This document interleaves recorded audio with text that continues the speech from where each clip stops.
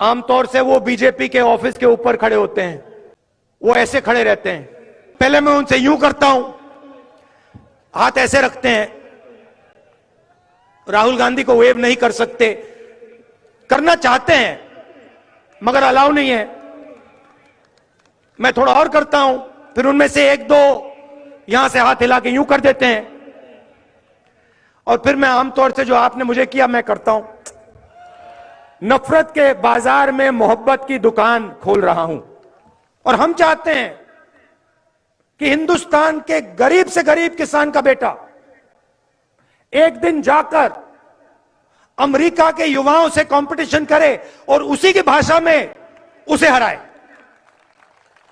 यह हमारा दृष्टिकोण है।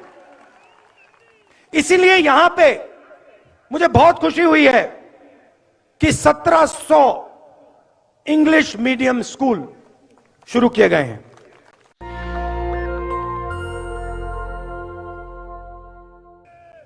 अब 100 दिन से ज्यादा हो गए।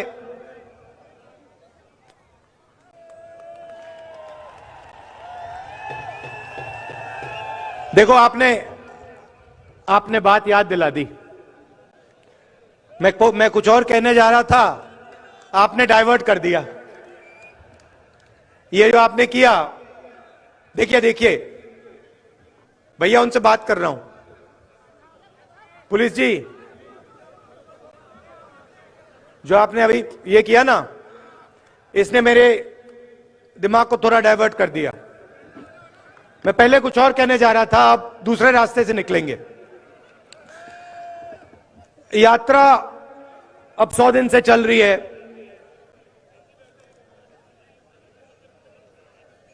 केरला, कर्नाटक, आंध्रा, तमिलनाडु, मध्य प्रदेश, राजस्थान, अलवर। रास्ते पे कभी कभी, जैसे मैंने यहां बोला प्रेस के हमारे मित्रों, मुझे रास्ते पे अपने दूसरे प्यारे मित्र भी मिल जाते हैं। आमतौर से वो बीजेपी के ऑफिस के ऊपर खड़े होते हैं। मैं निकलता हूं, वो ऐसे खड़े रहते हैं।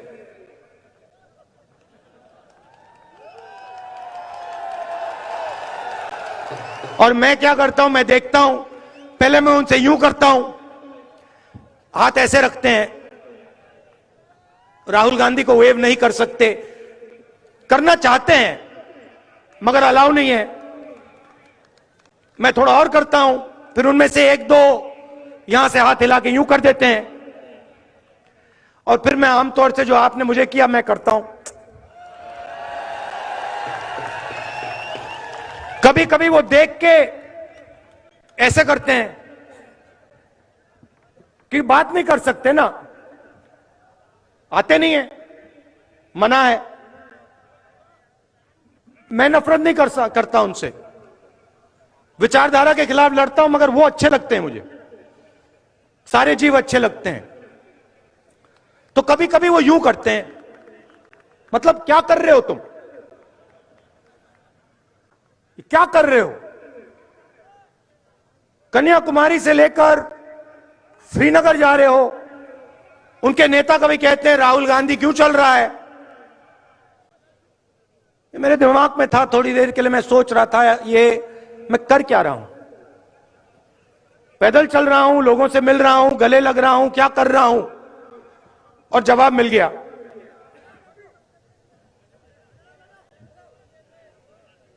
उनके जो कार्यकर्ता हैं जो मुझसे यूं करते हैं, क्या कर रहे हो, उनके लिए जवाब।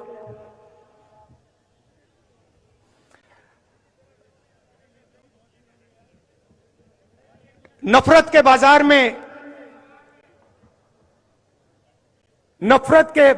में मोहब्बत की दुकान खोल रहा हूं।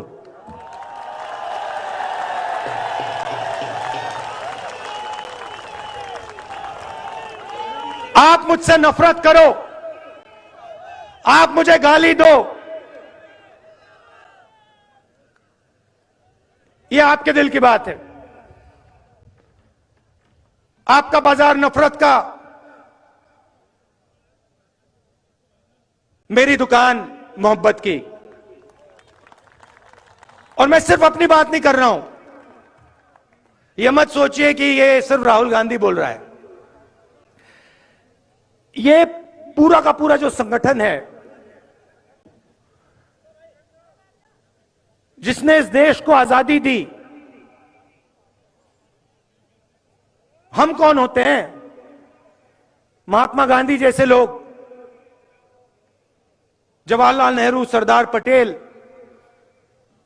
अंबेडकर जी,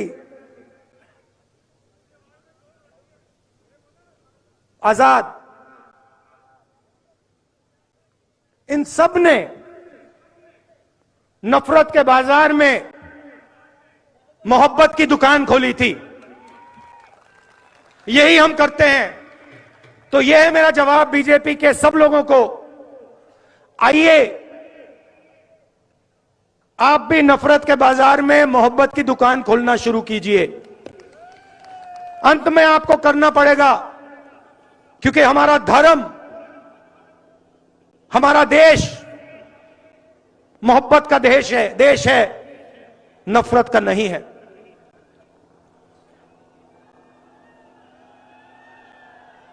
चलते हुए बहुत सारा सीखने को मिलता है। कई चीजें अच्छी लगती हैं, कई चीजें इतनी अच्छी नहीं लगती हैं। तो शुरुआत में सरकार की प्रशंसा करता हूं। शायद देश में सबसे बेहतर स्कीम गरीबों के लिए राजस्थान में है।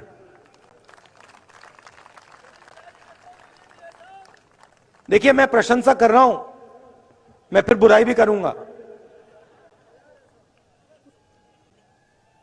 सच बोलूंगा मैं। तो चलते हुए महाराष्ट्र में, बाकी स्टेट्स में रास्ते पे लोग मिलते थे, कहते थे हमारे को किडनी का ट्रांसप्लांट करवाना है, पैसा नहीं है। स्टेंट लगवाना है, पैसा नहीं। मैं पूछता था कितना पैसा लगेगा? 50 लाख रुपए लगेंगे। हमारे पास नहीं है, हम किसान हैं, कहां से आएगा? सब जगह ये होता था। अजीब सी बात है, राजस्थान में ये नहीं हो रहा है।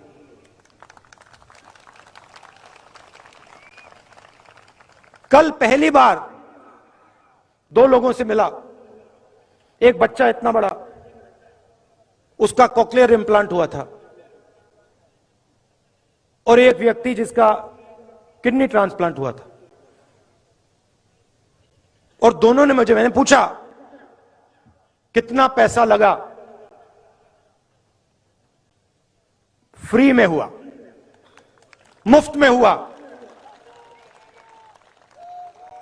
तो चिरंजीवी स्कीम ने लाखों लोगों के दिल से डर मिटाया है, तो इसकी प्रशंसा करनी पड़ेगी। और ये पूरे देश को स्कीम रास्ता दिखा सकता है। हमारे विपक्ष के नेता जो हैं, बीजेपी के नेता हैं, जहां भी जाते हैं अंग्रेजी के खिलाफ बात करते हैं। स्कूलों में अंग्रेजी नहीं होनी चाहिए, बंगाली होनी चाहिए, हिंदी होनी चाहिए, मगर अंग्रेजी नहीं होनी चाहिए। कभी आप एक काम कीजिए, ये जो नेता कहते हैं कि अंग्रेजी नहीं होनी चाहिए, उनके पास जाइए, उनसे पूछिए भैया आप ये बात तो अच्छी कर रहे हो, मगर आपका बेटा कौन से स्कूल में जाता है? क्या इंग्लिश मीडियम में जाता है? हां या ना? हां। इनके सारे के सारे बच्चे अमित शाह जी से लेकर इनके सब चीफ मिनिस्टर के बच्चे, सब एमपी के बच्चे, सब एमएलए के बच्चे, सारे के सारे इंग्लिश मीडियम स्कूल में जाते हैं और भाषण देते हैं कि भैया अंग्रेजी किसी को बोलनी नहीं चाहिए। ये नहीं चाहते हैं कि हिंदुस्तान का गरीब, किसान का बेटा, मजदूर का बेटा अंग्रेजी सीखे। इसका कारण है क्योंकि वो चाहते हैं कि आप बड़े सपने ना देखो, आप खेत में से ना निकलो, आप मजदूरी से बाहर ना निकलो। इसीलिए ये आपसे कहते हैं अंग्रेजी मत पढ़ो। मैं ये नहीं कह रहा हूं कि हिंदी नहीं पढ़नी चाहिए, जरूर पढ़नी चाहिए।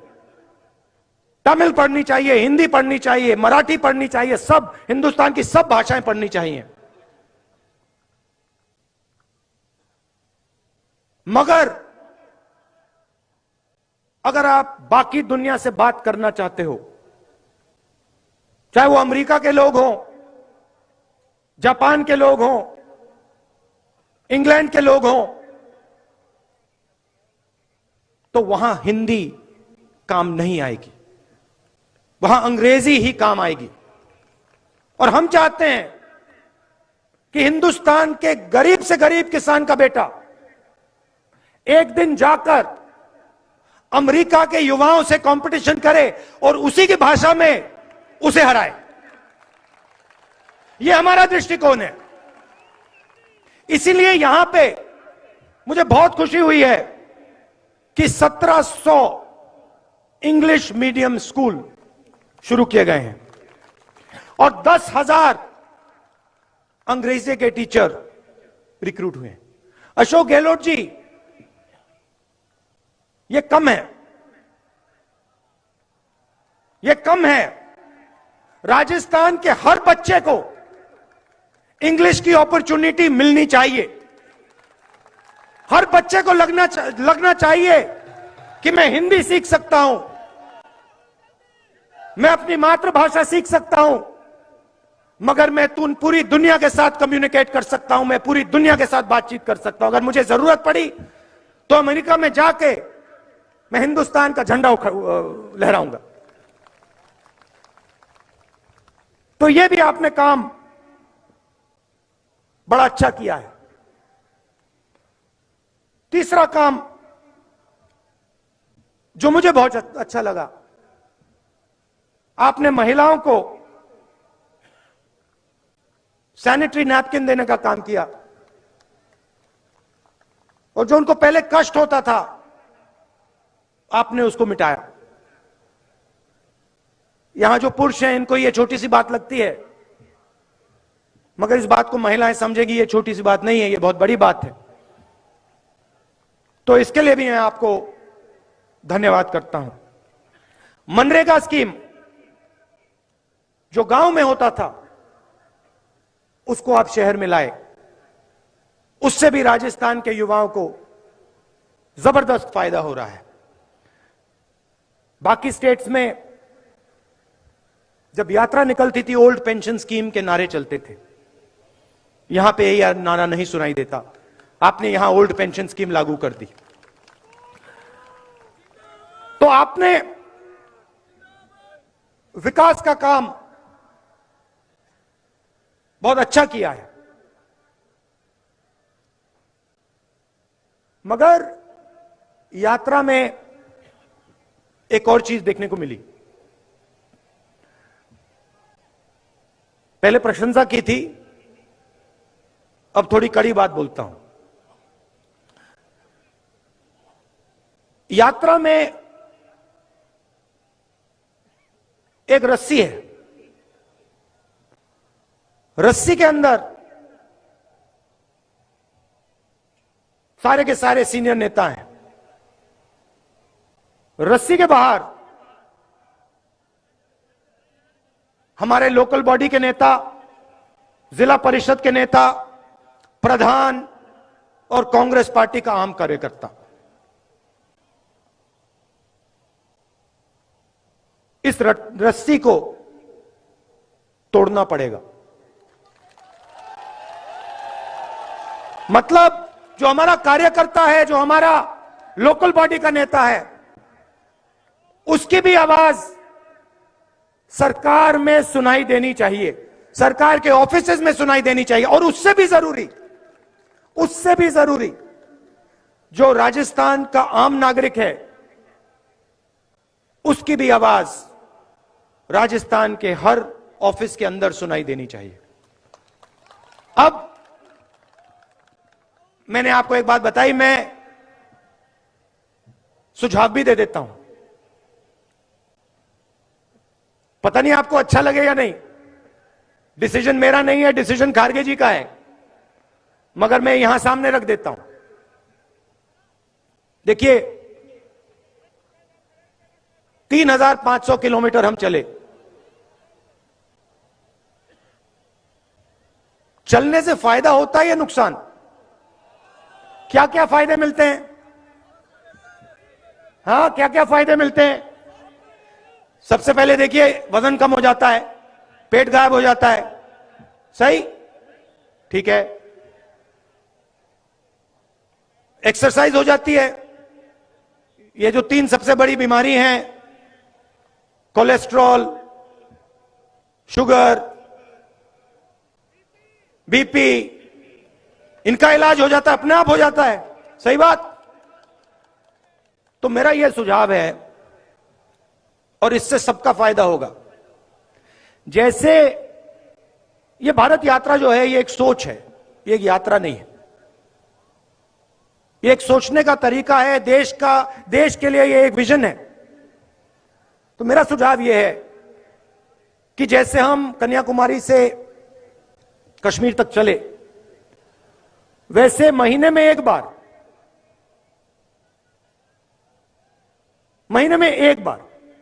पहले मैंने सोचा हर 15 दिन, मगर अब मैं कह रहा हूं महीने में एक बार कर लो। राजस्थान की पूरी कैबिनेट राजस्थान के सड़कों पे चले। आपने दिखा दिया है कि आप 25 किलोमीटर चल सकते हो। 25 किलोमीटर चला है सबने। मैं कह रहा हूं 25 मत चलिए, 15 चलिए। हर महीने एक दिन चुन लीजिए। आपके 30 मंत्री हैं, 33 डिस्ट्रिक्ट हैं, एक मंत्री को एक डिस्ट्रिक्ट दीजिए, 15 किलोमीटर चलाइए, जनता के बीच में डालिए, सारे के सारे। ये देखो, मजा आया ना। इसमें होता क्या है मैं आपको बताऊं। इसमें होता क्या है, आदमी छुप नहीं सकता। अब देखिए, मेरे पास लोग आए, कहते हैं राहुल जी, हमारे गांव में फ्लोराइड, पानी में फ्लोराइड है। अगर पूरी राजस्थान की सरकार महीने में एक बार, मैं हर रोज नहीं कह रहा हूं, महीने में एक बार चल ले, तो जो भी लोगों की कठिनाई होगी वो यात्रा में आकर आपके पास सीधा आ जाएंगे और आप उनकी मदद कर पाओगे। बात वहां नहीं रुकती, आपकी फिटनेस बढ़ जाएगी, शुगर की बीमारी खत्म हो जाएगी, अस्पताल जाने की जरूरत नहीं होगी। तो ये मेरा सुझाव है, खारगे जी के लिए सुझाव है, गहलोत जी के लिए सुझाव है।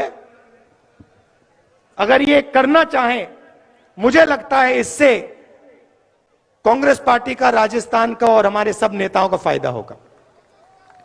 क्या लगता है आपको? सही बात है।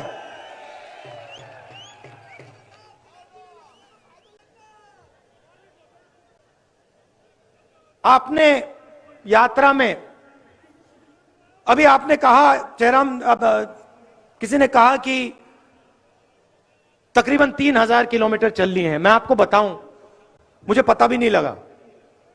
आप देखिए, मेरा चेहरा देखिए, जितनी थकान कन्याकुमारी में थी अभी है, तो मुझे थकान ही नहीं हो रही, मुझे मजा आ रहा है, अच्छा लग रहा है। और थकान क्यों नहीं हुई? कि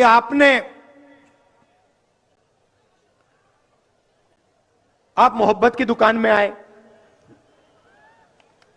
आप आए, आप मिले, आप गले लगे और आपने हम सब की, सिर्फ मेरी नहीं, हमारे सब नेताओं की, सब कार्यकर्ताओं की मदद की। आपने कहा कि ये जो कर रहे हो, भारत जोड़ो यात्रा जो है, भारत में नफरत मिटाने का काम जो कर रहे हो, बेरोजगारी के खिलाफ जो खड़े हो, महंगाई के खिलाफ जो खड़े हो, ये आप सही कर रहे हो। और आपने पूरी अपनी शक्ति इस यात्रा में डाल दी। लाखों करोड़ लोग आए हैं। कोई लोग 3000 किलोमीटर चले, कोई 2000 चले, कोई 500 चले, कोई 10 किलोमीटर चले, कोई हर 2-3 दिन आते हैं, मगर लाखों लोगों ने हमारी मदद की।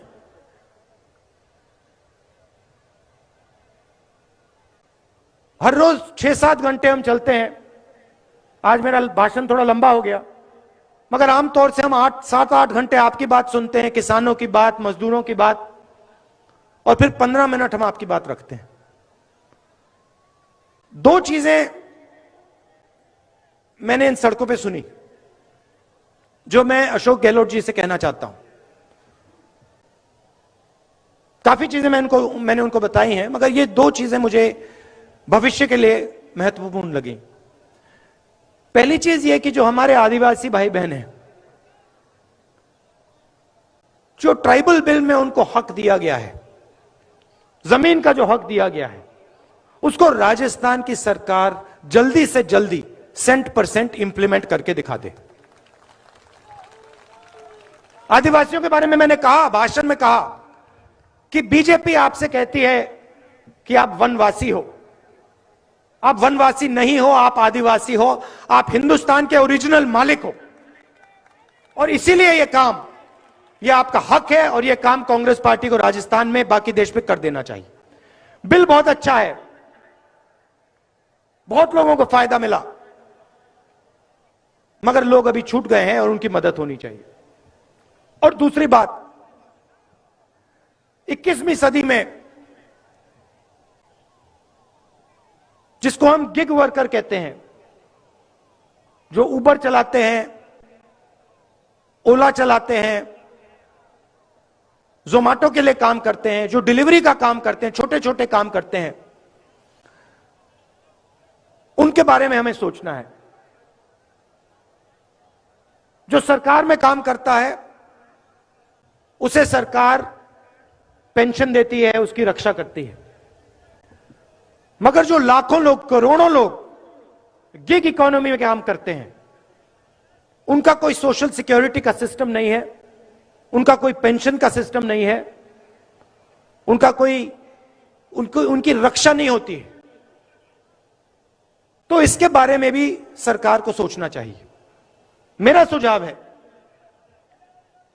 कि उनके लिए सरकार एक तरीका निकाले कि उनकी भी रक्षा हो, उनको पेंशन जैसे सुविधाएं मिले, और जो लोग उनके काम का फायदा उठाएं उनको भी फायदा मिले। एक बार फिर आप सब आए, दिल से मैं आपका धन्यवाद करना चाहता हूं। और जैसे मैंने कहा, आप सब नफरत के बाजार में मोहब्बत की दुकानें खोलिए। धन्यवाद। नेशनल दस्तक की आपसे गुजारिश है कि अगर इसको बचाना चाहते हैं तो नेशनल दस्तक को सब्सक्राइब करने के लिए रेड कलर के सब्सक्राइब बटन को दबाएं, फिर बेल आइकन की घंटी दबाएं। नेशनल दस्तक को बचाने के लिए बहुत जरूरी है कि हर खबर को शेयर करें, लाइक करें, कमेंट जरूर करें।